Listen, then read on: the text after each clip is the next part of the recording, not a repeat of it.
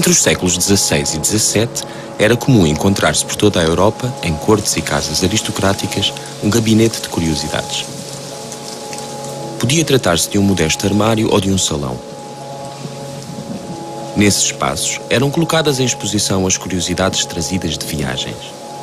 Ali era reunido tudo o que tivesse o valor de exótico ou de maravilhoso. Uma pintura poderia estar ao lado de um artefacto agrícola, de um elemento orgânico ou de um objeto de utilidade doméstica oriundo de um país longínquo. Os objetos testemunhavam as memórias de uma viagem, de uma história, de uma realidade distante. Pode reconhecer-se nestes gabinetes e nos seus conteúdos, organizados segundo a lógica própria de quem os colecionava, a origem do que hoje designamos de museu. Coletados por impulso do gosto ou pelo desejo de possuir, estes objetos eram guardados e descontextualizados da sua origem, sendo destituídos da sua função original. Estes objetos, uma vez reunidos no gabinete e mais tarde no museu, ganhavam o atributo de obras de arte. O Museu Nacional de Soares dos Reis, situado no Porto, é um museu que, à semelhança dos gabinetes de curiosidades, reúne objetos de diferentes proveniências. No mesmo edifício são reunidas coleções de diferentes naturezas. O ponto de partida deste museu localiza-se em 1833, quando Dom Pedro IV decide estabelecer na cidade do Porto um museu de pinturas e estampas. O objetivo da sua fundação prendia-se com a preservação do património artístico proveniente dos conventos entretanto extintos e, simultaneamente, com a promoção da sua utilização cultural por um público mais abrangente.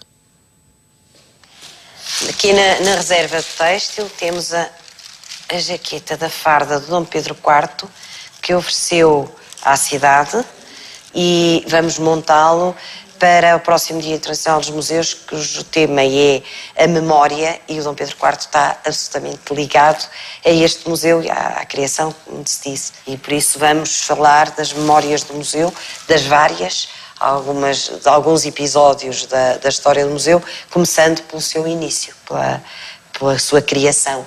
E, portanto, mostrando o retrato do Dom Pedro IV e a sua farda, que é sempre emocionante.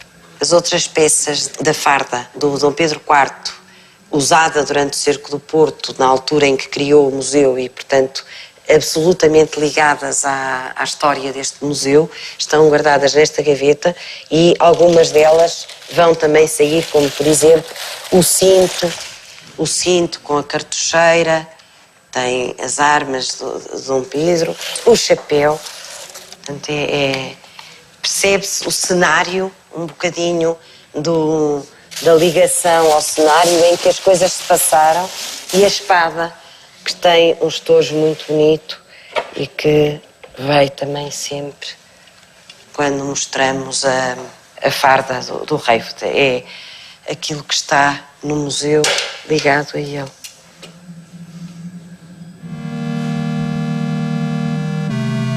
Ainda no século XIX, este museu, na época designado de Museu Portuense, passa a estar sob a direção da Academia Portuense de Belas Artes, que lhe atribuía uma natureza fortemente académica e de tendência artística, com a exposição das obras de alunos e professores.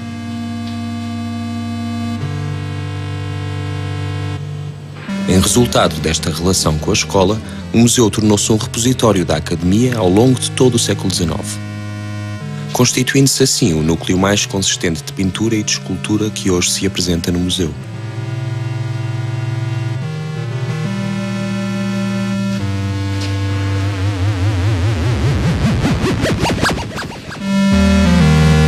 No âmbito das reformas republicanas de 1911, o museu adota o nome do escultor portuense Soares dos Reis e, em 1932, adquire o estatuto de Museu Nacional.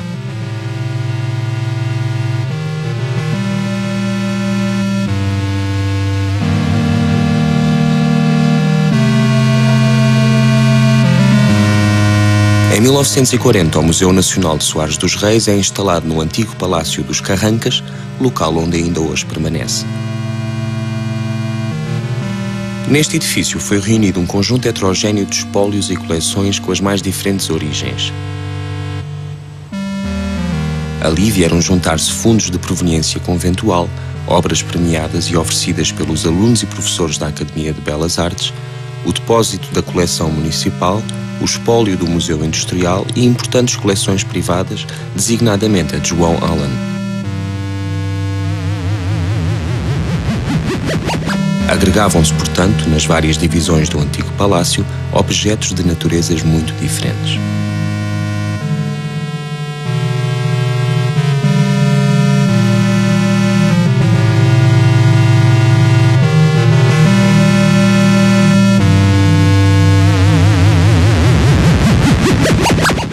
O museu passou a ser organizado considerando o conjunto das suas coleções, independentemente da origem, e fazendo uma classificação sistematizada por tipologias das coleções. Por isso, hoje em dia, consideramos a coleção da escultura, a coleção da pintura, a ourivesaria, a joalharia. Nas artes decorativas, portanto, a joalharia já entrará por aí, o mobiliário, a cerâmica, com a faiança, que é uma grande representação, e a porcelana, essencialmente a porcelana oriental e de fabrico oriental de encomenda, e ainda o têxtil, que é onde nos encontramos na reserva. Portanto, o museu foi instalado na década de 30 para 40, em 42 abre ao público e depois, com pequenas remodelações, manteve a estrutura que lhe foi dada nessa altura. Na década de 90, o museu é repensado na sua programação, com as belas artes no primeiro andar e as artes decorativas no segundo andar, que foi restaurado de modo a ressaltar ainda alguns aspectos do próprio palácio, as duas salas da ponta da memória do palácio. Nas artes decorativas foram bastante postas em relevo no salão principal, as peças têm a ver com o Oriente, que eram de facto muito importantes. Entretanto, tinha sido adquirido na década de 50 um par de biombos Namã, que são das peças que em todo o mundo são conhecidas como testemunho da relação dos portugueses com o Japão, a primeira e a mais forte relação da Europa com o extremo oriente do Japão. E as salas de jantar e a sala da música foram muito valorizadas na questão arquitetónica.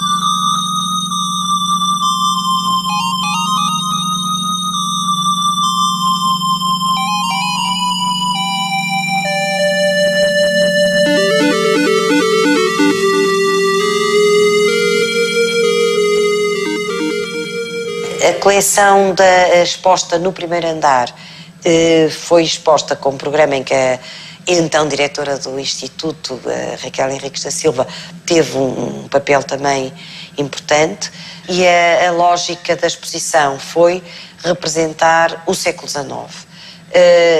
Tem muita representação, começa com o Roquemont, depois há um núcleo da pintura romântica e há a grande coleção, uma sala só dedicada ao Silva Porto, o naturalismo também ainda com Marcos de Oliveira.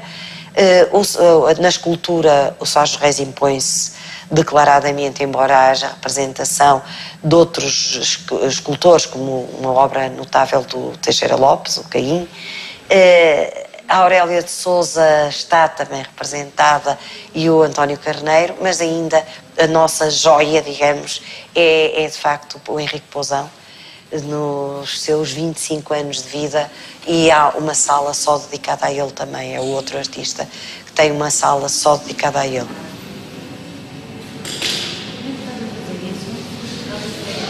Um importante núcleo de pintura e escultura naturalista representado no museu, de que a presença de artistas como Silva Porto, Henrique Pousão e Aurélia Sousa é emblemática, é motivo para uma reavaliação da modernidade portuguesa num contexto internacional.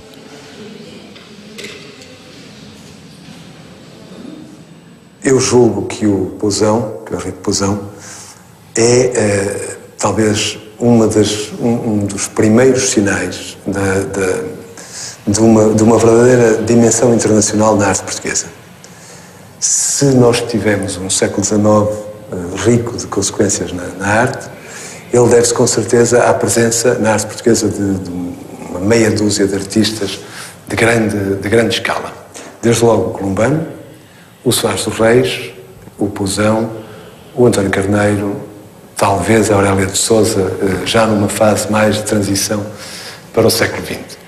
O Pousão, de facto, inventou certas relações pictóricas exatamente iguais às do Manet, pela mesma época, e se for verdade, como eu acredito que sim, que a modernidade se centra fundamentalmente na pintura do Manet e começa e explode a partir daí, então era preciso reconsiderar o Pousão na história da arte europeia como alguém que, já no seu tempo, figurou a pintura de uma outra maneira. No que respeita a essa modernidade, eu julgo que seria possível estabelecer, então, pelo menos 4 grandes relações estruturais e estruturantes. Desde logo, o Cesário e o Pousão. Depois, num segundo plano, o Columbano e o Antero de Quental. Num terceiro aspecto, as relações entre o Soares dos Reis e o António Nobre. E, finalmente, já na aproximação do fim do século e no cruzamento já para o século XX, portanto, já entrando no modernismo, o António Carneiro e o Teixeira de Pascoais.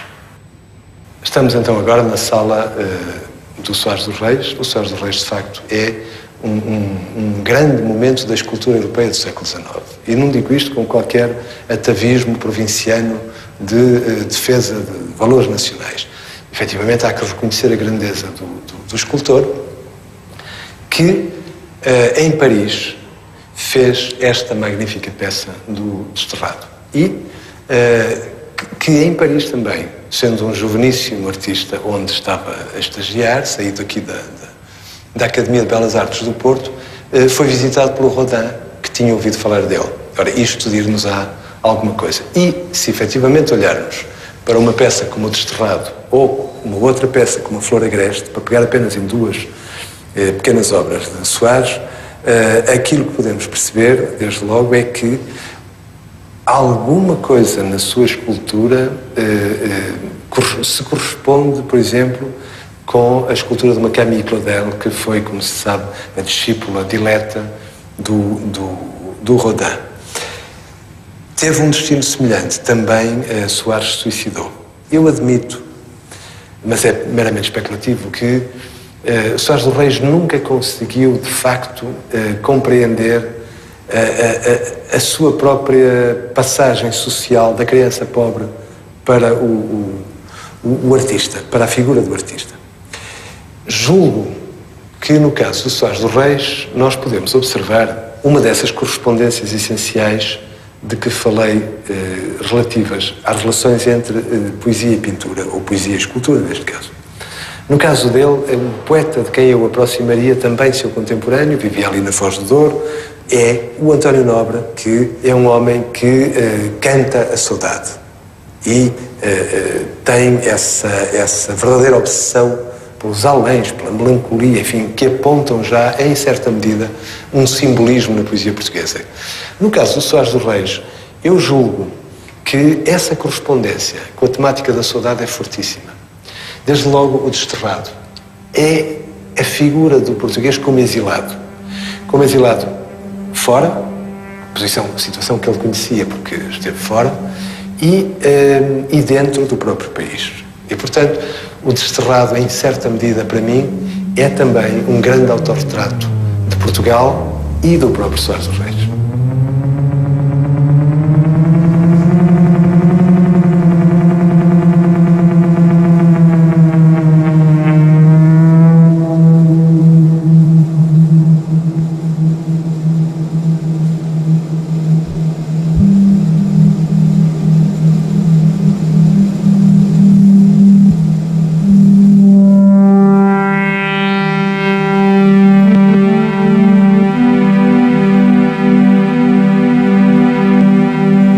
apresenta em permanente exposição uma coleção de arte que reúne artistas, na sua maioria portugueses, com produção no período entre o século XVI e meados do século XX.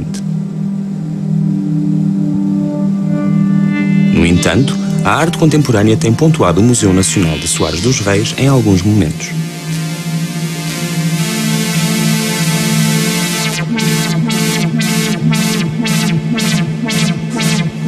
É exemplo deste diálogo a exposição comissariada por Fátima Lambert e apresentada em 2009, intitulada Do século XVII ao século XXI, além do tempo, dentro do museu. Nesta mostra, algumas peças do museu foram colocadas em confronto com obras de artistas contemporâneos. O confronto entre as obras do museu e um olhar contemporâneo é um desafio permanente a novas leituras, que cruzam tempos diferentes com ideias comuns. O autorretrato é, assim, algo que é uma das minhas linhas de investigação e é uma constatação, de facto, porque se atendermos a essa periodização da arte contemporânea, situando-a, isso aqui isto é polémico, mas a partir dos anos 60, nós temos uma recorrência. O autorretrato, a autorrepresentação, a autopresentificação, a autotransfiguração, claro que sempre com uma base autognósica que pressupunha que se uma pessoa se autorretrata é porque se quer conhecer melhor a si mesmo, portanto, de um autoconhecimento. Mas na contemporaneidade e na atualidade, o autorretrato e a autoimagem muitas vezes estão a ser emblema de denúncia de situações de maior amplitude, com uma afirmatividade política, ideológica, denunciadora de situações, de causas, portanto, que foi o caso da Aurélia de Sousa, e que era, portanto, um trabalho muito interessante e é o único autorretrato feminino que eu saiba nesta coleção. E isso é que é também curioso, é porque, de uma maneira geral, e não é só o caso português, né, a nível da historiografia da arte, as mulheres artistas estão sempre ligadas ou a pais, ou a maridos, ou a figuras familiares masculinas que têm uma praxis artística. A Aurélia de Sousa não. A Aurélia de Sousa não tem qualquer figura masculina associada a ela, portanto ela, pelo que se sabe, era uma vida muito estoica. Aliás, o autorretrato dela é extraordinariamente austero, o olhar é muito interpelativo, é muito forte, portanto realmente é uma peça... É relevante a todo título, penso eu que não é só no panorama português, mas internacional deveria ter uma outra presencialidade.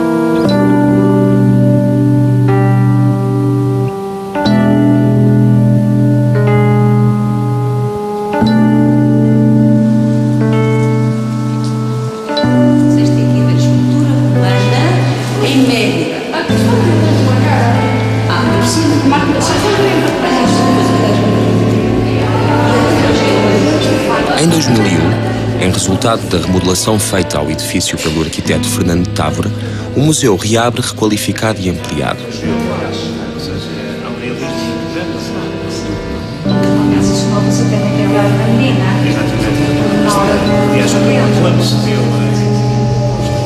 Este é o Luís Oliveira, e o Luís Fontes Pereira de Gão. sabem, foram... Desde a sua reabertura em 2001, o museu tem vindo a desenhar uma programação de exposições temporárias cujas temáticas visam dialogar com a coleção permanente. As exposições poderão ter como tónica a obra de um artista, época ou disciplina representados na coleção. Estas mostras pretendem complementar e renovar o olhar sobre os conteúdos do museu. Através da abertura do seu imenso gabinete de curiosidades a outros olhares, o Museu Nacional de Soares dos Reis tem dado continuidade à ideia implementada na modernidade de que o museu é um espaço de confronto provocatório ou reflexivo, sendo também um espaço em constante incorporação de outras coleções, visões ou identidades. O museu renova o passado e acrescenta significados ao presente.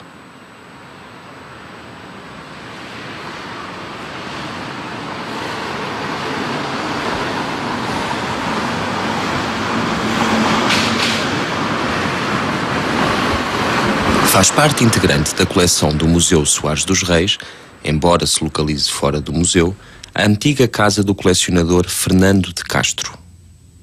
Fernando de Castro herdou do seu pai sociedade numa firma comercial com escritórios e loja na Rua das Flores, no Porto. O colecionador passou grande parte da sua vida, que acompanha a viragem do século XIX para o XX, a reunir as peças com que decorou a sua casa com o objetivo de nela criar um museu.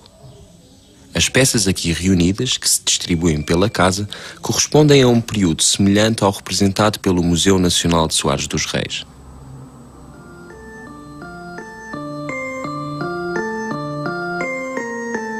Mas é sobretudo a grande quantidade de talha dourada, proveniente de igrejas e conventos e que reveste praticamente todo o interior da habitação, que faz desta casa um objeto único.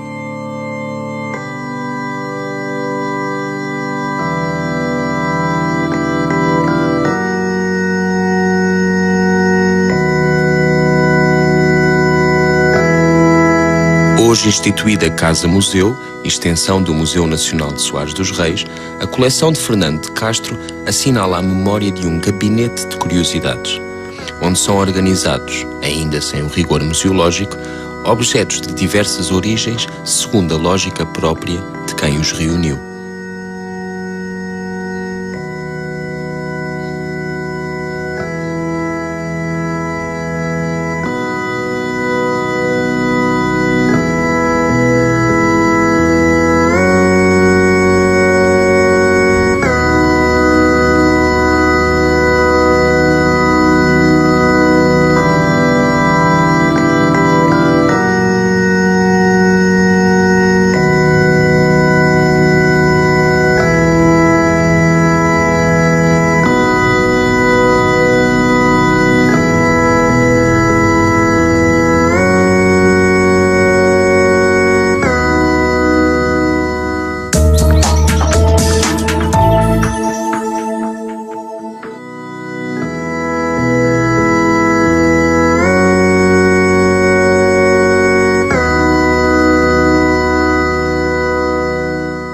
Verdadeira obsessão pelos aléns, pela melancolia, enfim, que apontam já, em certa medida, um simbolismo na poesia portuguesa. No caso do Soares dos Reis, eu julgo que essa correspondência com a temática da saudade é fortíssima. Desde logo o desterrado. É a figura do português como exilado. Como exilado fora, situação que ele conhecia porque esteve fora, e dentro do próprio país. E, portanto, o desterrado, em certa medida, para mim, é também um grande autorretrato de Portugal e do próprio Soares dos Reis.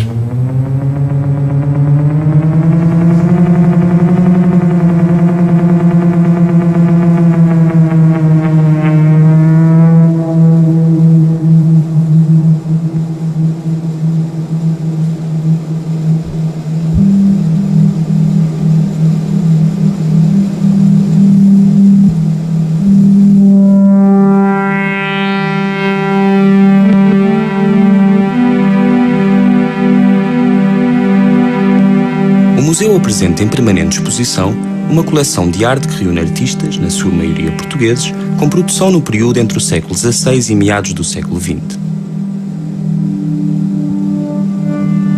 No entanto, A arte contemporânea tem pontuado o Museu Nacional de Soares dos Reis em alguns momentos.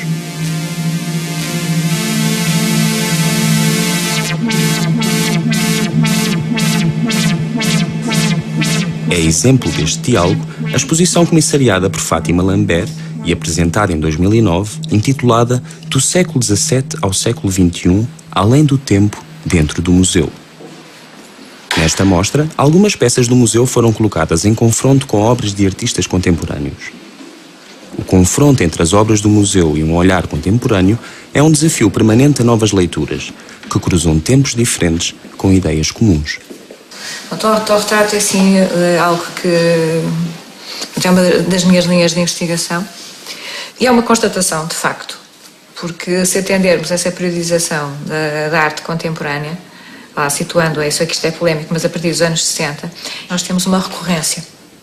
O autorretrato, a autorrepresentação, a autopresentificação, a autotransfiguração, claro que sempre com uma base autognósica que pressupunha que se uma pessoa se autorretrata é porque se quer conhecer melhor a si mesmo, portanto, de um autoconhecimento. Mas na contemporaneidade e na atualidade, o autorretrato e a autoimagem muitas vezes estão a ser emblema de denúncia de situações de maior amplitude, com uma afirmatividade política, ideológica, denunciadora de situações, de causas, portanto, que foi o caso da Aurélia de Sousa.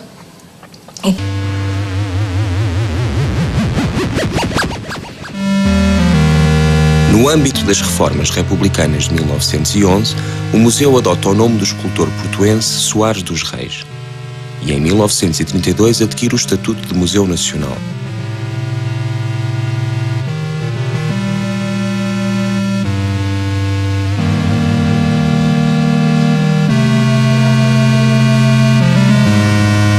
Em 1940, o Museu Nacional de Soares dos Reis é instalado no antigo Palácio dos Carrancas, local onde ainda hoje permanece.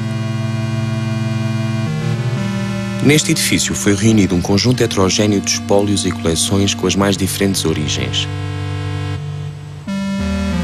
Ali vieram juntar-se fundos de proveniência conventual, obras premiadas e oferecidas pelos alunos e professores da Academia de Belas Artes, o depósito da coleção municipal, o espólio do Museu Industrial e importantes coleções privadas, designadamente a de João Allen. Agregavam-se, portanto, nas várias divisões do antigo palácio, objetos de naturezas muito diferentes.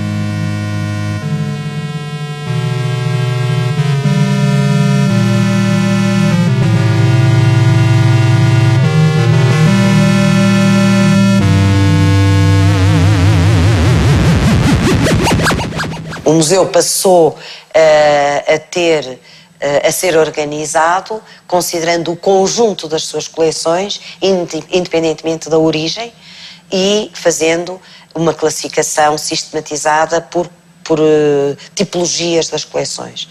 Por isso, hoje em dia, consideramos a coleção da escultura, a coleção da pintura, a ourivesaria, a joalharia. Nas artes decorativas, portanto, a joalharia já entrará por aí, o mobiliário, a cerâmica com a faiança, que é uma grande representação, e a porcelana, essencialmente a porcelana oriental e de fabrico oriental de encomenda, e ainda o têxtil, que é onde nos encontramos na reserva. Portanto, o museu foi instalado na década de 30 para 40, em 42 abre ao público e depois, com pequenas remodelações, manteve a estrutura que lhe foi dada nessa altura. Na década de 90, o museu é repensado na sua programação, com as belas artes no primeiro andar e as artes decorativas no segundo andar, que foi restaurado de modo a ressaltar ainda alguns aspectos do próprio palácio, as duas salas da ponta de memória do palácio. Nas artes decorativas foram bastante... Em 1940, o Museu Nacional de Soares dos Reis é instalado no antigo Palácio dos Carrancas, local onde ainda hoje permanece. Neste edifício foi reunido um conjunto heterogéneo de espólios e coleções com as mais diferentes origens. Ali vieram juntar-se fundos de proveniência conventual, obras premiadas e oferecidas pelos alunos e professores da Academia de Belas Artes, o depósito da coleção municipal, o espólio do Museu Industrial e importantes coleções privadas, designadamente a de João Allen. Agregavam-se, portanto, nas várias divisões do antigo palácio, objetos de naturezas muito diferentes.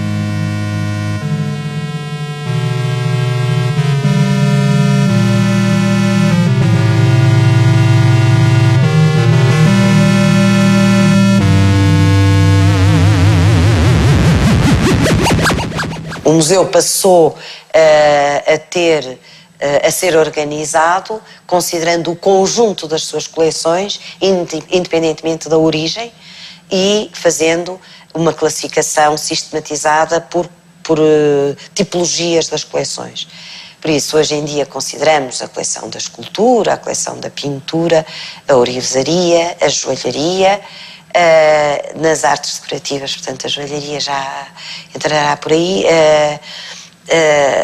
o mobiliário, a cerâmica com a faiança, que é uma grande representação, e a porcelana, essencialmente a porcelana oriental e de fabrico oriental de encomenda,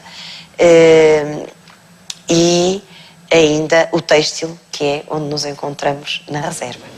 Portanto, o museu foi instalado na década de 30 para 40, em 42 abre ao público e depois, com pequenas remodelações, manteve a estrutura que lhe foi dada nessa altura. Na década de 90, o museu é repensado na sua programação, com as belas artes no primeiro andar e as artes decorativas no segundo andar, que foi restaurado de modo a ressaltar ainda alguns aspectos do próprio palácio, as duas salas da ponta de memória do palácio. Nas artes decorativas foram bastante postas em relevo no salão principal, as peças que têm a ver com o Oriente, que eram de facto muito importantes. Entretanto, tinha sido adquirido na década de 50 um par de biombos na Namã, que são das peças que em todo o mundo são conhecidas como testemunho da relação dos portugueses com o Japão, a primeira e a mais forte relação da Europa, considerando o conjunto das suas coleções, independentemente da origem, e fazendo uma classificação sistematizada por tipologias das coleções. Por isso, hoje em dia, consideramos a coleção da escultura, a coleção da pintura, a ourivesaria, a joalharia. Nas artes decorativas, portanto, a joalharia já entrará por aí, o mobiliário, a cerâmica com a faiança, que é uma grande representação, e a porcelana, essencialmente a porcelana oriental e de fabrico oriental de encomenda,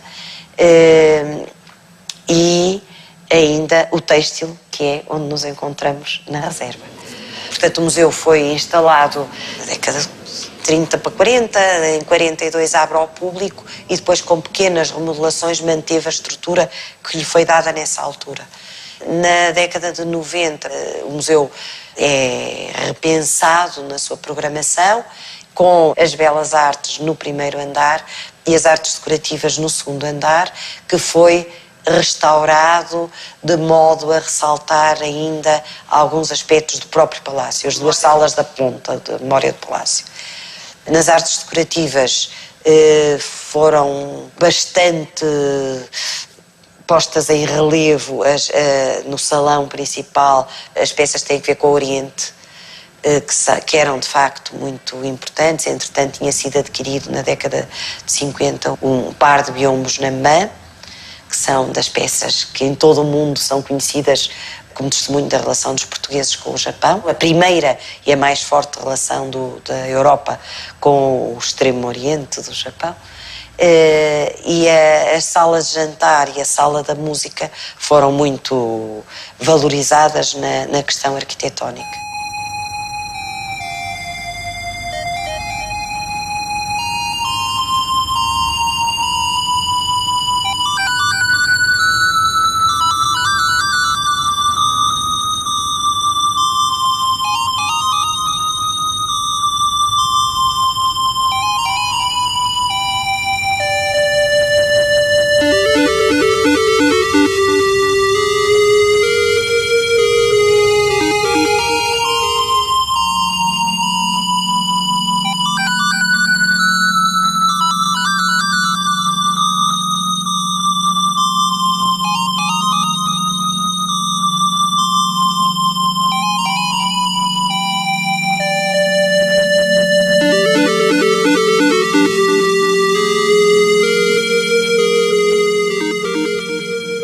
coleção exposta no primeiro sala só dedicada ao Silva Porto, o naturalismo também ainda com Marcos de Oliveira.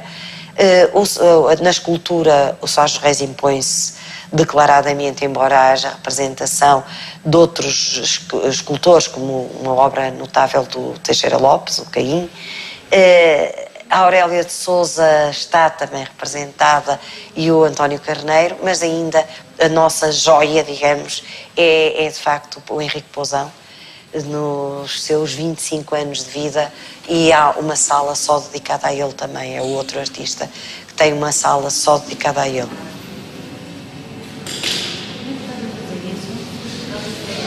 Um importante núcleo de pintura e escultura naturalista representado no museu, de que a presença de artistas como Silva Porto, Henrique Pousão e Aurélia Sousa é emblemática, é motivo para uma reavaliação da modernidade portuguesa num contexto internacional.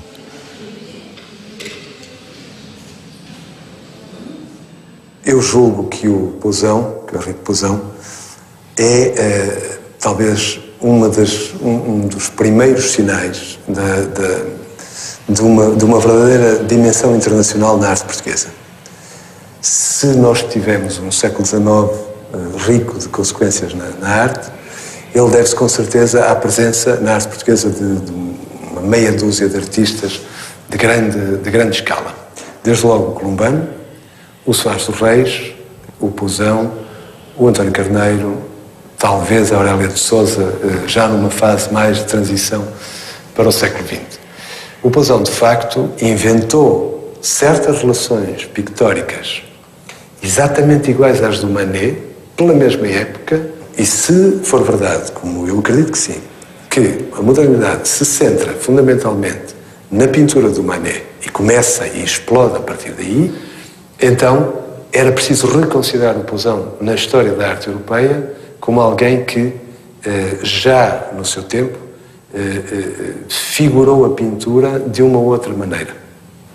No que respeita a essa modernidade, eu julgo que seria possível estabelecer, então, pelo menos 4 grandes relações estruturais e estruturantes.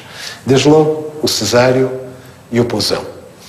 Depois, num segundo plano, o Columbano e o Antero de Quental. Num terceiro aspecto, as relações entre o Soares dos Reis e o António Nobre. E, finalmente, já na aproximação do fim do século e no cruzamento já para o século XX, portanto, já entrando no modernismo, o António Carneiro e o Teixeira de Pascoais. Estamos, então, agora na sala do Soares dos Reis. O Soares dos Reis, de facto, é um grande momento da escultura europeia do século XIX. E não digo isto... Internacional.